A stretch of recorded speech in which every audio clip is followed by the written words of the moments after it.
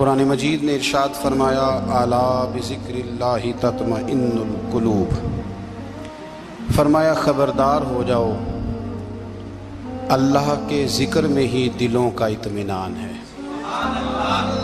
अल्लाह के ज़िक्र में दिलों का चैन है। लोग बहुत सारा माल, बहुत सारी दौलत, बहुत सारी अकल और बहुत सारा शऊर होने के बावजूद बेसुकून हैं। जिस चीज़ ने ज़माने को तकलीफ़ में मुब्तला कर दिया है और जो चीज़ ढूंढने से नहीं मिलती वो इत्मीनान है, वो करार है। लोग भीख मांगते हैं, मिन्नत करते हैं, दुहाई देते हैं कि कहीं से सुकून की दौलत मिल जाए, लेकिन वो मुयस्सर नहीं आ रही। बड़े बड़े लोग हैं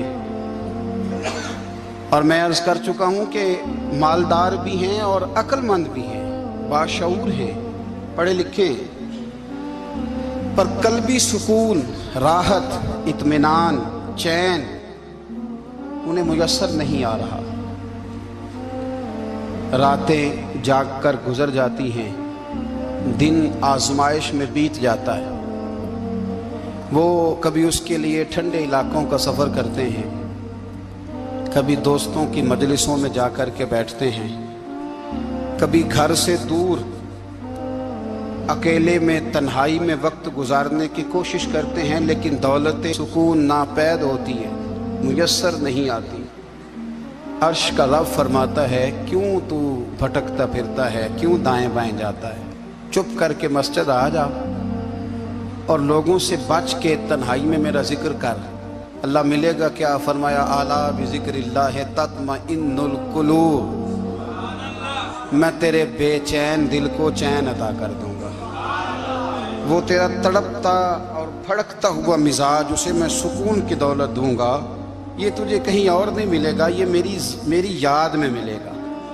ये चैन, करार, सुकून तुझे यहीं मुयस्सर आएगा। इत्मीनाने कल्बी जिंदगी का हुस्न है भाई, दौलत सुकून असल है। बड़े ठंडे कमरे में कुछ लोगों को नींद नहीं आती, और दादा साहब रहमतुल्लाह अलैह आप जाएं तो दोनों सड़कों के बीच जो फुटपाथ है ना, उस पर भी कुछ लोग सोए होते हैं। उधर से भी गाड़ियां गुजरती हैं, इधर से भी गाड़ियां गुजरती हैं, लेकिन बस नींद है ना, अल्लाह का फजल है, उसने दे दी है, आने वालों को आ गई है। इत्मीनाने कल्बी, मेरा मुआशरा बेसुकून है, बेकरार है। मुझे कुछ लोग कहते हैं जी मैं आजकल बड़ा बोर हो रहा हूँ, तो मैं कहता हूँ यार हमें तो टाइम ही नहीं मिला आज तक बोर होने का, नहीं वक्त ही नहीं इतना मुयस्सर आया। कौन सा टाइम निकाले जिसमें बंदा बोर हो? वो तो है कि इंसान कुछ फारिग हो, कहीं उसके पास गुंजाइश हो तो बोर भी हो ले। कैसे बोर हो लेते हो? ये क्या होता है बोर होना?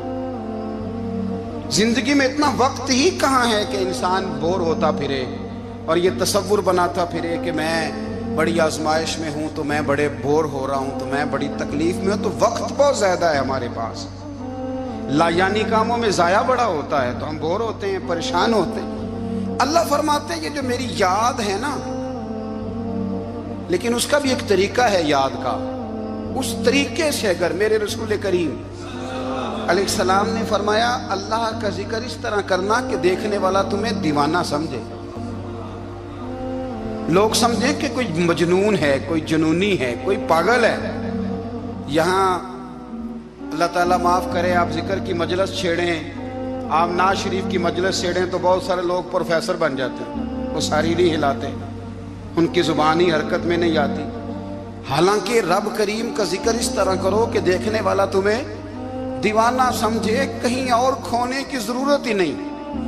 मेरे हबीब गोया हमें फरमाते हैं तो रब के जिक्र में इस तरह खो जा कि तुझे दुनिया का ख्याल ही ना रहे, तुझे फिर दुनिया की होश न रहे। लेकिन अगर नमाज में भी ख्याल गैर आए, जिक्र में भी तवज्जो कहीं और हो, जिंदगी में वो अजीब लम्हा था, वो मेरे साथ था और मैं तन्हा था। अगर माहौल ये हो कि आप कहीं जिस्म के साथ तो मौजूद हो, रूह मौजूद ना हो, तो फिर लज्जत जिक्र भी मुयस्सर नहीं आती, फिर कैफ नहीं हासिल होता। याद रखें कि इस तरह खो के रब की याद कहाँ से कैफ आएगा। उलझ ही पड़ा गए हैं, وہ مستی، وہ سرور، وہ کیف جو اللہ کے ذکر میں ہوتا تھا، جو کبھی مرشد کامل کے سامنے بیٹھ کر لوگ اللہ اللہ کرتے تھے تو لگتا یہ تھا کہ یہ یہاں ہیں ہی نہیں، یہ تو کہیں اور چلے گئے ہیں، یہاں موجود ہی نہیں۔ لیکن اب وہ موج نہیں، وہ شوق نہیں، وہ درد نہیں، وہ ذیل نہیں۔ اقبال تڑپ کے کہا کرتے تھے خیرت کی گتھیاں سلجھا چکا ہوں، یا رب مجھے صاحب جنوں کر دے، اللہ مہربانی فرما، وہ کیفیت دے، وہ سرور دے۔ زندگی میں اگر اطمینان چاہتے ہو تو کبھی کبھی سب کچھ بھول کے نا تو مست ہو جایا کرو رب کی یاد میں۔ کبھی کبھی چھوڑ دیں دنیا، چھوڑیں یار موبائل، کسی وقت کریں اس کو بند، چھوڑیں اس بات کا خیال کہ فلانے نے سلوٹ کیا ہے کہ نہیں کی، چھوڑیں۔ حضرت باجزید بستامی رحمت اللہ تعالیٰ علیہ فرماتے میں نے اعتکاف کبھی اپنی مسجد میں نہیں کیا، یہ کہ سارے ہی ہاتھ چومنے والے، سارے ہی پیار کرنے والے۔ فرماتے میں جب اعتکاف کرتا تھا تو میں بستام سے دور نکل جاتا تھا جہاں کوئی مجھے جاننے والا نہ ہو۔ اٹھ بھلیا چلو تھے بس یہ جتھے بس دینی سارے ینے، نہ کوئی ساڈی ذات پچھانے تے نہ کوئی سانو مننے، چلو ادھر چلے۔ اٹھ بھلیا چلو تھے بس یہ جتھے بس دینی سارے ہی انے، نہ کوئی ساڈی ذات پچھانے تے نہ کوئی سانو۔ اتنا شوق ہے سلوٹ کرانے کا، اتنا شوق ہے تعارف کرانے کا، اتنا شوق ہے اپنا بتانے کا، تو یہ چیز غلبہ کر جاتی ہے، پھر نام رہ جاتا ہے، روح نہیں رہتی، پھر وجود رہ جاتا ہے، پھر باطن کی کیفیت نہیں رہتی۔ خدا را اپنے آپ کو بے چین نہ کرو، بے قرار نہ کرو، بے سکون نہ کرو، رب کی یاد میں آ جاؤ، درود و سلام میں آ جاؤ، نعت کے حسن میں آؤ، تلاوت کی دنیا میں آؤ، سجدوں کے نور میں آؤ۔ آؤ کبھی کھول کے دل مسجد کی صفائیاں کریں، آؤ آؤ نہ کبھی کوئی بوڑھا، دادی نانی دادا ان کے پاس بیٹھ کے پیر دبا کے اللہ کو راضی کریں۔ یہ کیف والی جگہ ہیں، یہ سرور والی جگہ۔ اتنی بے چین ہماری زندگی ہے، بے قرار ہے، تڑپتے ہوئے لوگ، لڑتے ہوئے لوگ، ایسے لگتا ہے ابھی ایک دوسرے کا گریبان تھام لیں گے، بے قرار بے چین۔ کسی کو انتظار کا کہا جائے نا کہ 10-20 منٹ کسی کا انتظار کرو تو بعض لوگ مجھے ایسے لگتا ہے جیسے یہ ان کا کلیجہ پھٹ جائے گا، ڈاکٹر کے انتظار میں بیٹھے ہیں تو بڑے پریشان ہیں۔ کسی کو ملنے گئے ہیں کو آدھا گھنٹہ بیٹھنا پڑ گیا تو بڑی دقت میں ہے۔ اپنے آپ کو سکون دیں۔ آپ یقین کریں بڑا مزہ آتا ہے، کبھی کسی کا انتظار کرنا پڑے تو 2-4 تسبیح درود شریف پڑھی جاتی ہے، یعنی ذوق بن جاتا ہے کہ چلو اللہ نے موقع دیا ہے، کوئی سرکار کو یاد کر لیں، تنہائی مل گئی۔ ہمارا مزاج جس سختی کا شکار ہے، وہ سختی آہستہ آہستہ ہمیں زیادہ آزمائش میں ڈال گئی۔ تو میرے بھائی زندگی میں اطمینان حسن ہے، اور وہ سب سے زیادہ اللہ کی یاد میں ملتا ہے، وہ سب سے زیادہ رب کریم کے ذکر میں۔ سب سے زیادہ جو چاہتا ہے نا دل ٹھنڈا رہے، زبان میٹھی رہے، وہ مدینے والے محبوب پہ درود و سلام پڑھا کرے، وہ حضور پہ درود و سلام پڑھا کرے، زبان میٹھی رہے گی۔ میرا ذاتی تجربہ ہے کہ جو آدمی اپنے اخلاق سنوارنا چاہے وہ حضور پہ درود شریف پڑھے، جو اپنے اخلاق سنوارنا چاہے، طبیعت کو ٹھنڈا رکھنا چاہے، وہ درود شریف پڑھے، اس کا دل سکون میں آئے گا۔ کچھ کام اور ہیں زندگی میں اطمینان کے لیے، ان کا ہونا بھی بڑا ضروری ہے۔ سب سے پہلے اگر آپ چاہتے ہیں نا زندگی میں سکون ہو تو حقیقتوں کا سامنا کرنا سیکھیں، آپ جو ہیں وہ رہنا سیکھیں، جو آپ نہیں ہیں وہ بننے کی کوشش نہ کریں۔ حقیقت کا سامنا کرو گے تو زندگی اطمینان میں آ جائے گی۔ ہم نے نا بہانے بنا لیے ہیں، ہیلے بنا لیے، جھوٹ کے سہارے اپنے آپ کو اونچا کر لیا۔ ایک آدمی سے کہا جاتا ہے تو رشوت نہ لے، تو کہتا ہے میں غریبوں سے نہیں لیتا۔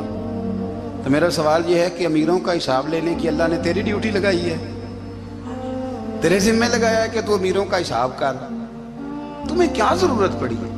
ہم نا بہانہ کرتے ہیں، رشوت لینے والے کا الگ بہانہ ہے اور سفارش والے کا الگ بہانہ ہے۔ حقیقت کا سامنا کریں، حقیقت کا۔ جو میرے ذمہ داریاں ہیں وہ میں نے پوری کرنی، جو آپ کی ذمہ داریاں ہیں وہ آپ جان نہ چھڑائیں، حقیقت پسند بنیں۔ میرے رسول کریم پھر پڑھیے درود شریف صلی اللہ تعالی علیہ وسلم۔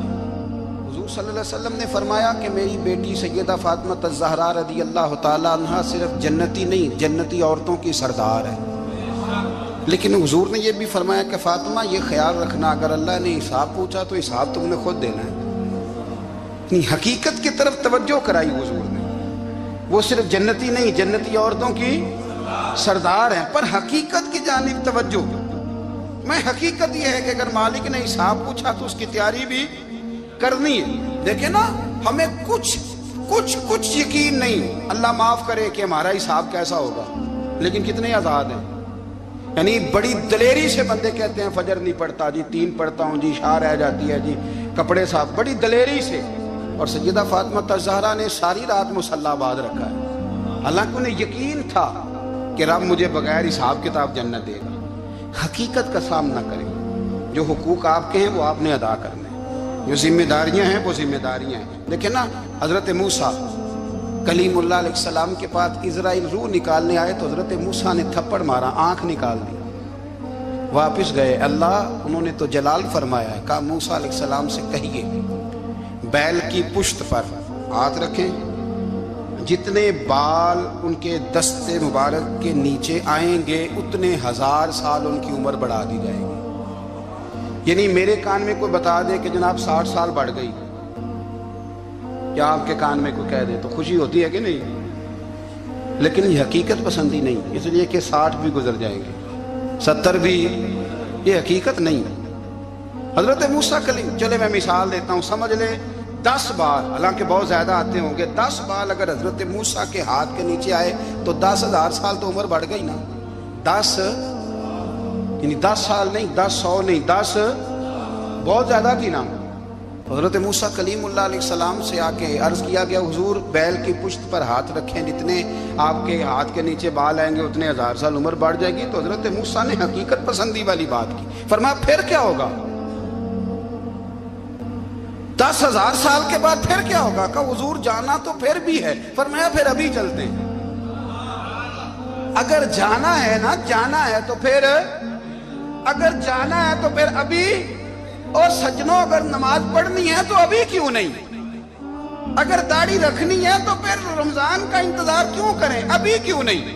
اگر سچ بولنا ہے تو پھر، اگر رزق حلال کھانا ہے تو پھر انتظار کا ہے گا. حقیقت ہوتی ہے، بہانہ ہوتا ہے. حقیقت چھپ نہیں سکتی بناوٹ کے اصولوں سے، کیونکہ خوشبو آ نہیں سکتی کبھی کاغذ کے پھولوں سے. یہ بات یاد رکھیں. اگر جانا ہے تو حضرت کلیم فرمانے لگے پھر 10,000 سال کے بعد بھی جانا ہے تو آج بھی. ہمیں بے قراری زندگی میں اس لیے کہ ہم حقیقت پسند نہیں، ہم بہانوں میں، ہم ہواؤں میں جیتے ہیں، ہواؤں میں، خیالات میں زندگی گزارتے ہیں. بڑا ٹائم پڑا ہے. مثلاً کتنا میرے رسول کریم صلی اللہ تعالیٰ علیہ وآلہ وسلم نے ایک دن صحابہ سے فرمایا تمہیں حیا نہیں آتی؟ حضور کیا ہوا؟ فرمایا وہ والے مکان بناتے ہو جن میں تم رہ نہیں سکتے، وہ والا مال جمع کرتے ہو جو کھا نہیں سکتے، حیا نہیں آتی؟ عرض کی حضور حکم کریں تو محبوب فرمانے لگے